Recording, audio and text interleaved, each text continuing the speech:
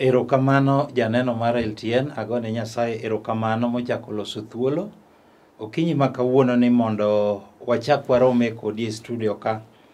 Omiyo janeno kamoro amora ma intie akwayi mondo ikawe thuolo ni mar dakika matin 30 kende mondo walam kodi Nyasaye. Omiyo kapok adhi mbele adwa nafula ni mondo ing'e jal miwuoyo godo. Nyinga iluonga ni Pastor Agustino Omedo, aja Kisumu County. Ae gweng' miluongo ni Kogony buto Korogonda School. Ajal mowar kendo janeno mar Yesu Kristo. Erokamano janeno mokete Lolwe okinyi ma kawuono ni Nyasaye ora ka gi ujumbe machielo mondo walamie kodi Nyasaye. Omiyo thuon wach ma kawuono Nyasaye orago wacho ni kalatas modol mondiki. Mane thuon wach ma kawuono adwa wuoye. Kalatas modol mondiki. Omiyo ji mang'eny jachien osendiko negi kendo ji mang'eny otesegi jachien ondiko modolo mobano. To otasni oting'o weche moko. Omiyo Nyasaye ora ka gi ujumbe ma kawuono to bang'e wabiro lamo kodi Nyasaye. Omiyo kapok adhi mbele janeno kamoro amora ma intie ni ikul wi mondo weche duto waket e lwet Jehova. Walam. Agoni erokamano Nyasach loch, akawo janeno ni akete lweti, imiye winjo matut mondo Injili madhi yalo kata weche madhi puonjo lok ngimane kendo timne dwaro mar dhood chunye. Alamo ka an gi yie ni isemiye winjo matut e nying Yesu ma jawan. Janeno mana kaka wacho ni Nyasaye ora gi ujumbe mawacho ni kalatas modol mondiki. Omiyo muma madwa somo wapuonjore kendo bro jiwowa aito bang'e walam kodi Nyasaye. Adwa na wuoye kalatas ma jachien nondiko modolo mobano ne ng'ato. Omiyo ng'ato ok nyal yudo gima dwaro. Nikech jachien nondiko modolo kalatas no mobano moketo kamoro mowacho ni in ok ne yud gima idwaro. En gima nondiki modol modin. To kalatas ni noting'o weche adek. Kalatas ni noting'o ywak. Kalatas ni oting'o kuyo. Aito kalatas ni oting'o masiche. Noting'o weche adek. To nitiere mama moro manena ka, kata jaduong' moro manena ka, kata kijana, kata nyako moro, kata nyathi skul moro, kata chiliel moro, moyawe Lolwe TV okinyi ma kawuono ni. Maka ang' otase ni oyar moel, to bro yudo koting'o weche adek gi, ywak, kuyo, kod masiche. To nitiere ng'ata achiel kende makele studio ka. En kende ma en gi ratiro mako elo tas manodol mobanni to duoko yudore. Iluonge ni Yesu Kristo. En kende ma en gi ratiro mar elo kalatas manodol ma jachien ondiko mobano ni ok inyal yudo gima idwaro nikech oting'o ywak, kuyo kod masiche. Mae momiyo okinyi ma kawuono adana wuoye gi ng'ato mokete Lolwe TV sani. Mabro wacho ni pastor ane makalatas ni koyar ta ayudo koting'o weche adek, ywak, kuyo kod masiche. Ta amor ni Nyasaye ni makelo ka. En gi ratiro Yesu Kristo mar keto kalatas ni moel, moban moel ni, moel, moket kido manondiki abiriyo. Koro adwa na som kodi Ezekiel 2, wabro chako kare 9. Tachaka somo kodi fweny abich twagoyo together. Hai to ang' walam kodi Nyasaye. Ka umumi walam, wasom. Ezekiel 2:9 wacho niya, chikiti. Bang' wechego ne aneno lwedo moting'o kalatas modol korie kochomo kuma antie. Ne ayaro kalatas no mi aneno ka weche mag ywak, kuyo kod mag masiche ondiki e iye kendo e dieng'eye. Anwoyo ndiko wacho niya, bang' wechego ne aneno lwedo koting'o kalatas modol korie kochomo kuma antie. Ne ayaro kalatas no mi aneno ka oting'o weche mag ywak, kuyo kod masiche. Ondik iye kendo ne ondik dier ng'eye. Wasomo kodi muma mar 2. fweny abich to wacho niya, to ng'at achiel kuom jodongo go nowacho niya, we ywak, nikech sibuor moa e dhood Juda manyakwa Daudi emoselocho. Emomiyo en gi ratiro mar ketho kido abiriyo go mi oel kitabuno. Awacho ni adwa na wuoye gi ng'ato mokete Lolwe TV sani mawacho adier ni pastor ane ma kalatasa ko el to ting'o ywak kuyo kod masiche.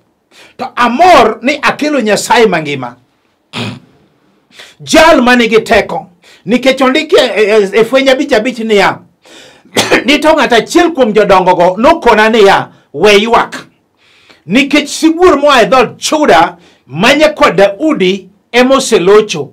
En ema en gi ratiro mar ketho kido abiriyo mi oel kitabuno. Adwa na wuoye gi mama moro, kata jaduong' moro, kata nyako moro, kata kijana moro, kata chiliel moro, kata nyathi skul moro madwa wacho adier ni pastor, ane mawinjo ka muma misomogo omaka, nikech ane mawinjo ka an gi masiche, kenda kuyo, kendo kanyal yudo kwe, kenda ywak. To amor na kelo Nyasaye man gi teko, jal mabiro gonyo ng'ato kawuono, nikech ng'ato nitiere manena ka makoyaro tasa adier to owacho ni okonyal yudo tich. Adier en kichike tich ing'ise mana ni kuja kesho, samoro ing'ise na kuna kazi. En kodhi manyo tich ting'ise ni tich onge, tindo manyo tich mamanyo tich olokore tich. O samoro osegolo nyaka soya, onge ng'at makawe kata chiel. Samoro adier osemanyo tich papers to en go, no somo samoro en nyaka gi degree, en nyaka gi lony moro tich moro, to jachiel odagi ni okonyal yudo tich nikech otase oel koel to yudo mana noting'o masiche kuyo kod ywak. To muma wacho niya, ni to ng'at achiel kuom jodongo go nokona niya, we ywak. Wawuoye gi ng'at mosemanyo tich mawacho ni pastor ane mawinjo ka ywak nikech asemanyo tich to ok ayude. Muma wacho niya, we ywak, nikech sibuor moa e dhood Juda manyakwa Daudi en ema en gi loch e lwete, kech obiro miyi tich e yor ono. Onge gima tek manosetem motame. Entiere ka en ema kele chudo ka gokinyi, kech ibedo mos inena sane, samoro ibede kom kanyi, samoro ine magawa, samoro ine mitoka, samoro ine odi kanyi ibede mos ikete Lolwe TV, iwacho ni pastor ane masemanyo tich mamanyo lokore tich, to kawuono Nyasaye biro miyi tich e yor ono. Wawuoye gi ng'ato be manena ka sani, ng'at ma koyelo tase to yud ko tase oting'o mana masiche mag tuoche. Jechielo keto ni okonyal chango. Adiero tase koyelo to oting'o mana pressure, oting'o mana tuo sukari, samoro en wich bar mochwere, samoro en tuo maringe chogo kata ringe remo, gigi pindo dhi gi dhood chunye, samoro en asma, samoro en tuo lek maricho richo, samoro adieri setemo nyaka pinje ma oko, imanyo konyruok onge.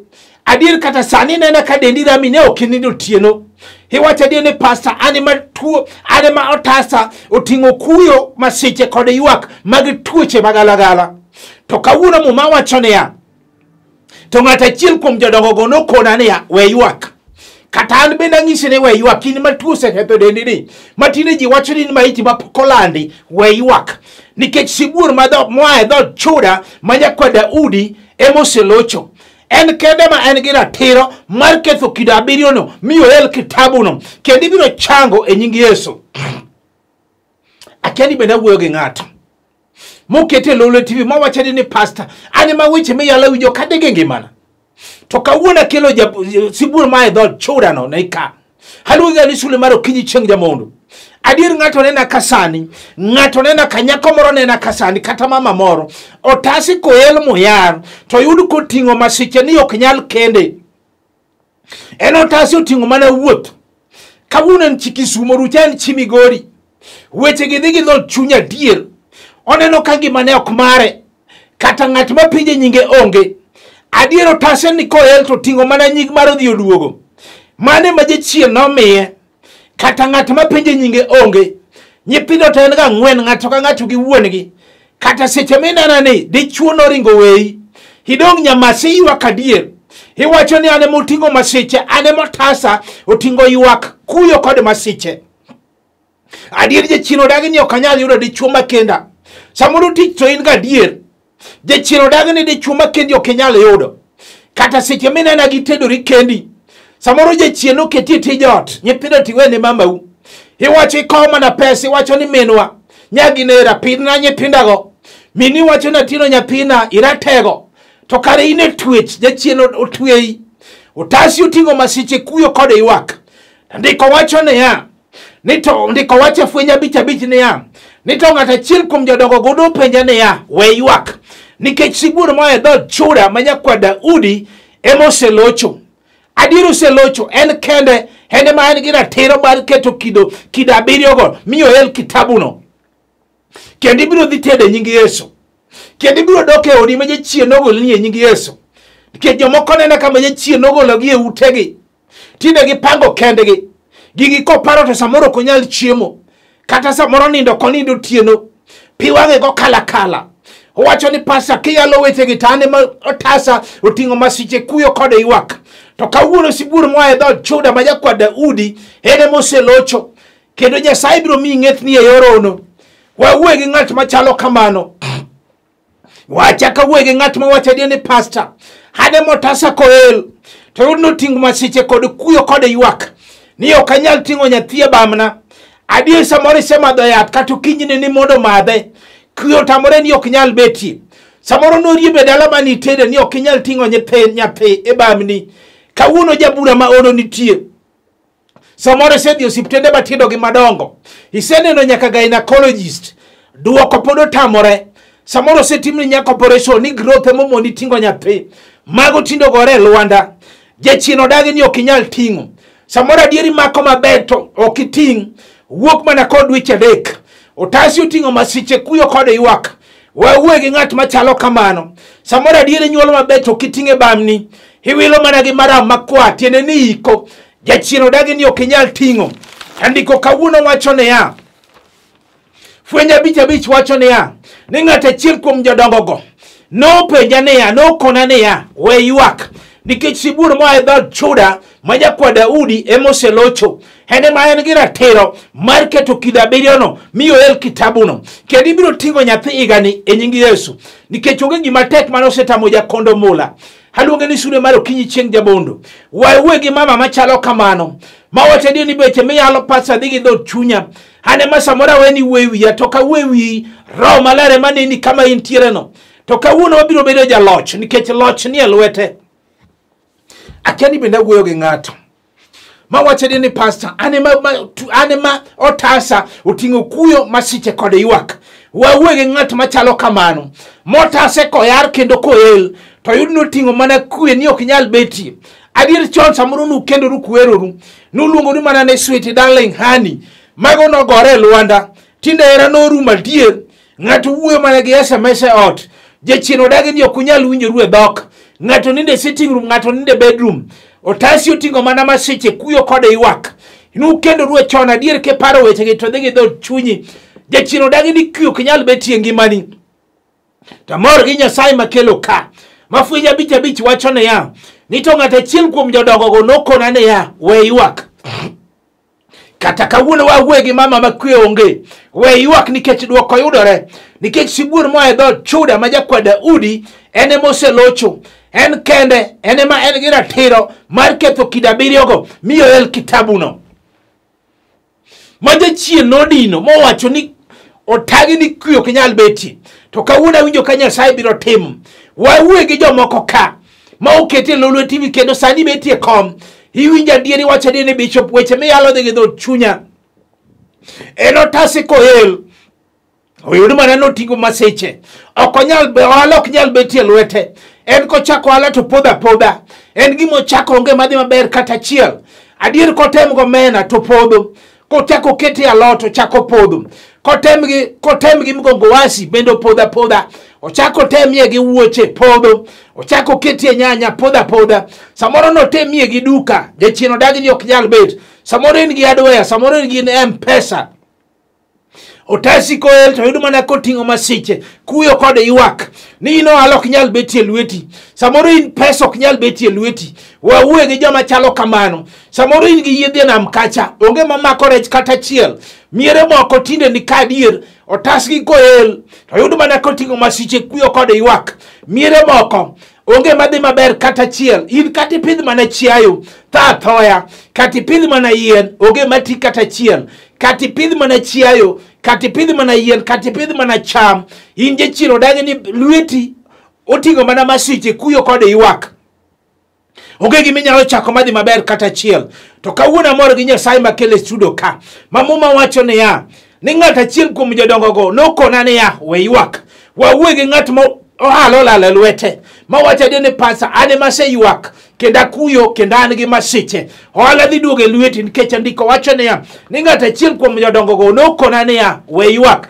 nikech sibuor moa e dhod Juda ma nyakwada Udi ema oselocho emomiyo en gi ratiro mar ketho kido abiriyogi miyo el kitabuno akiani ng'ato be winje kama nitie mawacho ni pastor weche miyalo dhi gi dhod chunya ane mowalo lala lweta to kawuono wacho ni sibuor moa e dhod Juda mar kwa Daudi emoselocho nikech loch ni e lwete obiro duogo ale lweti kawuono nikech tok lamoni miracle nyaka timre Nyasaye nyaka timne ng'ata achiel ma pi wang'e go kala kala ma wacho ni pastor weche miyalo dhi gi dhod chunya awinjo kobiro timo ka wawuoye gi miere moko kata wuoye gi ng'ata adier ma koyaro tase to yudo mana koting'o kuyo kode ywak kode masiche ni kong'o ok nyal rume dalane adier mama moro ne nyaka kata jaduong' moro nopuonjo nyithindo adier kaka inyalo puonjo nyithindo ma sawo moro ne uso nyaka dhok samoro ne uso nyaka lopi moro mondo ipuonj go nyithindo ni to kong'o ramo kodgi inotasi koel to ting'o mana masiche kuyo kode ywak ni kong'o ok nyal rume dalani adier tino chakin mana nyithinde Mr. DDO daily drinking officer kuyo tamore ni ok nyal betie owacho no dhi golo lock iwinjo magi masiche kuyo kode ywak otas ma jachien nondiko modtino gi kida beriyo to kawuono winjo kibiro ele kendo kong'o biro rume dala ni chuth nikech mondo nyithindi gedo samoro mondo nyithindi yudo tich samoro mondo nyithindi kendo samoro mondo nyithindi yudo gik ma gidwaro to kawuono awinjo kama mawacho niya ni we ywak ni sibuor moa e dhod Juda ma jakwa Daudi emoselocho ene ma en gi ratiro mar ketho kida abiriyogo miyo el kitabuno manoting'o kong'o manokaw motin mowacho ni kong'o ok nyal rume dalani biro rumo chuth e nying Yesu akiani bende wuoyo gi ng'ato mawacho ni pastor weche miyalo dhi gi dhod chunya ane madier otasa no koel to oyud koting'o masiche kuyo kode ywak to kawuono akelo sibuor moa e dhod Juda no ni ka iluonge ni Yesu Kristo kidi mane jogedo dagi entiere ka abiro lamo kodi Nyasaye kendo duoko biro yudore oge gima tek manosetemo tamo Nyasacho nitiere ng'at manena ka sani motasi koyar koel to ting'o mana kuyo kode ywak kod masiche ni ok onyal gedo dalane jachino dagi ni ok onyal gero ot maber adi jachino dagi ni ok onyal gedo kata golo dala en otasi koel to ting'o mana masiche kuyo kode ywak en kopago mondo mi odhi ogedi gigi kethore aketha kopago mondo mi odhi ogedi chunye chida moham ma chunye kethre molal godo ma wachno ruchre malal cho otase koel otame ni ok onyal gero ot maber miere moko jachino dagi ni ng'ato ok nyal gedo samoro adier inogeri mana malito siko kama mani kata babani notho ot moro mar kwer oyemi sike nyaka sani iwinjo weche gi dhi gi dhod chuny adier kiparo to lite ngimani nikech jachien nondikoni modino tasno mowacho ni modino gi kida abiriyo ni ok inyal gero ot maber to kawuono awinjo ka Nyasaye biro timo ng'at mawacho ni pastor ane masamanyo miagedi otamore samoro musmal niseketo piny samoro yien niseketo piny samoro adier gimoro amora ni piny ni to mondo mi ichak wuoth mondo mi idhi gedi otamore jachien noelo nodino gi kida abiriyo to kawuono otasi noelo nikech muma wacho niya ni to ng'at achiel kuom jodongogo nokona ni we ywak iwinjo kijana we ywak iwinjo jaduong' we ywak nikech sibuor ma e dhod Juda ma jakwa Daudi emoselocho en gi ratiro mar ketho kida abiriyogo miyo el kitabuno nikech abiro lamo kod ng'ato mawachane ni pasa ane masikuyo kenda se ywak to kawuono duoko nitie wawegi ng'ato ka mako tase moel otase koyar moel to yud koting'o mana kuyo ywak kod masiche ni en okonyal kendo dhako modak godo. Wawegi kijana moro kata jaduong' moro manena kasani mawacho adier weche miyalo go pasa dhi gi dho chunya otase koel to ting'o masiche ni okonyal kendo dhako modak godo kata seche manena kasani ni iketi Lolwe TV ni dogine no ka chigi no rengo modhi ikia gima timore kit gimani idong kitedo ni kendi kanyamashi ikia gima timore kit gimani wawegi ng'at machalo kamano adiro pango mondo miyo kendi weche giruchere malal choth samoro pango miyo kendi chunye chido malal choth nikech ang'o otasi oting'o mana kuyo ywak kod masiche. Mor kawuono fwenya abich mawachone ya mumawachone ya ni ng'ata achiel kuom jodongo go nokona ni we ywak iwinjo kijana we ywak iwinjo jaduong' machiege nodhi ni we ywak iwinjo Nyasaye nitie kawuono biro timo chieng' moro jal moro ne le Lolwe TV ka otimo na neno ni pastor weche bane yalo dhi gi dho chuny adier ane ma mono seweya mono chiko kino nyaka mara par bende nieyo weche gi ne dhi gi dho chunye na kone ne ya oge gima tek mano setamo Nyasaye na wacho ne ya we ywak nikech sibuor ma dho chude ma yakwa Daudi emoselocho en gi loch e lwete sama na alamo kode Nyasaye duoko noyudore nyaka mara par mano par ni biro dhicha nitiere nyaka kawuono nikech oge gima tek mano setamo Nyasaye kata kawuono biro timo ne ng'ato ono adier ng'ato nena kasani mawacho adier ni pastor ane motasa koel to yud noting'o masiche kod kuyo kod ywak ni ok nyal nyuoma dhok dalawa adier samoro nyimine ni maluwi nosenyuom dhok te to in jachien odagi ni ok nyal nyuomi dhok kata chiel to kawuono awinjo ka Nyasaye biro timo adier weche gi kiparo to dhi gi dho chunyi kata ng'at mama nitino se wacha tieno nyathina chuori okele kata diel weche gi dhi dho chunyi jachien odagi ni ok nyal nyuomi dhok igere tiene miere moko ma jachien odagi ni ok nyal nyuom gi dhok iwinjo to kawuono andiko wacho niya otase oting'o mana ywak kuyo kod masiche to kawuono sibuor ma dho Juda manyakwa Daudi emoselocho en gi ratiro mar ketho kidabiriyo gi miyo el kitabuno kendo ibiro nyomi dhok higani e nying Yesu. Akiani ng'ato be winja kama nitie mawacho adier ni pastor ane mapok onyuma dhok adier samoro dichuo samoro inena ka ipango mondo mi nyuom chiegi kethore aketha nikech ang'o jachien okawo modino gi kidabiriyo to kawuono ibiro el kitabuno mi nyuom chiegi e yorono nikech onge gima tek mano setamo Nyasachwa.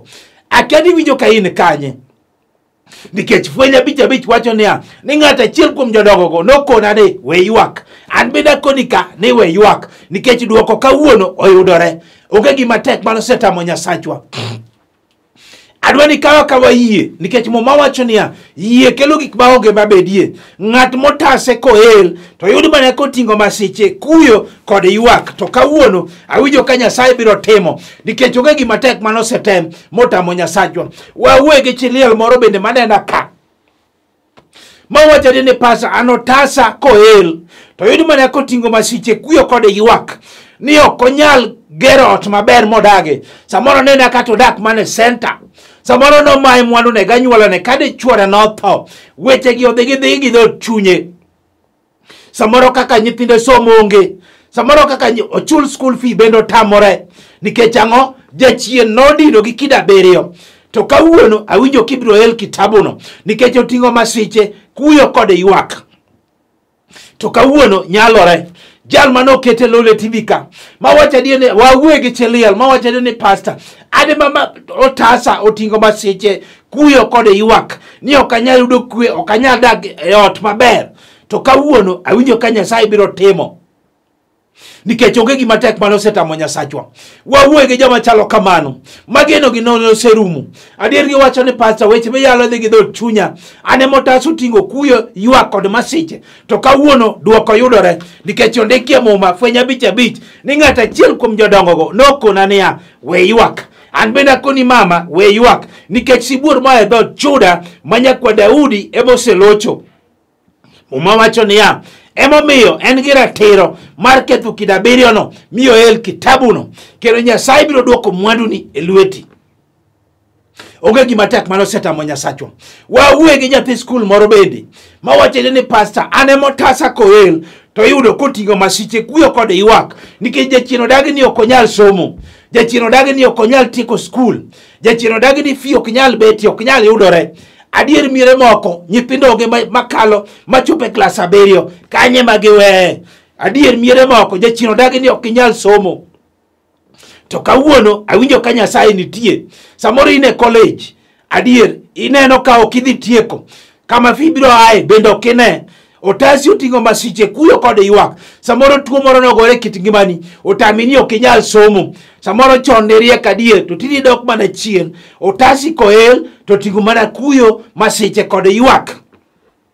Tamor gi Nyasaye makelo kama wacho niya, ng'at achiel kuom jodongo go nokona niya, we ywak nikech sibuor moa e dhood Juda manyakwa Daudi emoselocho. En kende ene ma en gi ratiro mar elo kitabuno mi oket kidono. Akia ni ng'ato mawinja kama nitie. Nikech adwa lamo kodi Nyasaye, onge gima tek mano osete motamo Nyasachwa. Mama moro chieng' moro ndele Lolwe mana kaki nenani na yalo mana topic minena yalo ni tokona ni pastor ane motasa koel to ting'o masiche kuyo kod ywak nikech ang'o adie tuo moro nogore kit gimane nowach jachien nodagi ni ok onyal chango. Adie nosedhi osiptende matindo gi madongo. Sama nogochona malamo kode Nyasaye, duoko noyudore kendo nochango miracle. Kata kawuono awinjo ka Nyasaye biro timo. Nyako beno moro bendo chako gochona kano nele Lolwe TV kama ogisa ni pastor ane motasa oting'o kuyo, masiche kod ywak. Jachien odagi ni ok nyal kenda. Spirit of rejection.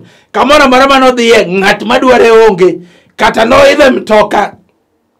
Ongisa ni pastor sama no gochona madiala moko ne Nyasaye. Ongisa ni pastor mita posa moro mitadum angise ni okidum jachiene marach. Sama na lamo kode Nyasaye duoko noyudore kendo ne ode nyaka sane. Kijana moro bende nene le Lolwe TV kama ogochona ongisa ni pastor weche mane yalo dhigi dho chunya ane masemanyo tich mamanyo tich olokore tich noduoko nyaka certificate dalagi nikech nowach noneno ni ok onyal yudo tich. Sama na lamo kode Nyasaye duoko noyudore kendo noyudo tich e yor ono nyaka sane. Iwinjo kang'o matek matamo Nyasaye nikech fwenya bich wacho niya we ywak nikech sibuor moa e dhood Juda manyakwa Daudi emoselocho. En kende eman gi ratiro mar ketho kitabu 7 no miyo el kitabuno. Kata kawuono adwa na lam gi ng'ato mawacho ni pastor ane maseywak aonge kwe dhood chunya, weche miyalo dhi gi dhood chunya. To kawuono awinjo ka duoko nitie. Adwa na lam gi ng'ato nikech Isaya 9:6 bendo ndiko ni nikech nonyuolnwa jawar adieri biro nyuolonwa wuowi, ne loch nobedie lwete, ne luong nyinge ni jabura maono, Nyasaye maratego, wuoro manyaka chieng' kendo ruodh kwe. Adwa na lam gi ng'ato weya ni gimetimo kinyalo mako TV timake, kinyalo gocho gi penye tego nikech yie akuom winjo to winjo wach Nyasaye. Wadwa lamo, walam. Agoni erokamano Nyasach loch. Akao mama ni akete lweti, kao jaduong ni akete lweti, kao nyako ni, kao chiliel ni, kao nyathi skul ni akete lweti Jehova Nyasachwa. Motase ma jachien nodino, modino gi kida 7 ni gimora mora modwaro konyal yudo Nyasachwa. Dhiye kama entie nikech isewacho ni sibuor moa e dhood Juda majakwa Daudi ema en gi ratiro kendo en gi loch. Dhiye kama entie kendo timne miracle. Alamo kan gi yie ne timone e nying Yesu majawar. Janeno mana kaka wacho bedi gi yie ni Nyasaye osetimo. Mana kaka wacho ni nyinga iluonga ni pastor Omedo, aja Kisumu County, aego ng'bilungo ni Kogony buto Korogoda School. Ajal mowar kendo janeno mar Yesu Kristo. Kapok awe nambana kanisa na maleme iluongo ni House of Hope and Redemption International Church. Nairobi wayudore Babadogo Primary kanyo ma wanegi all kendo ji mang'eny osebiro moyudo konyruok. Kisumu ka bende Nyasaye kelo kanisa machiegni. Sani an Kisumu kendo ji mang'eny within alwora mar Kisumu ji mang'eny osegochona madhi kuonde ma gintie mag yudo konyruok. Awe nambana mondo mi watudre e sach Nyasaye. Nambana mar simo en 0726 84 39 41. Anuoyo 0726 84 39 41. Namba machielo minyalo yudago en 0750 38 34 99. 0750 38 34 99. Kao kamano to watudre e sach Nyasaye. Shalom.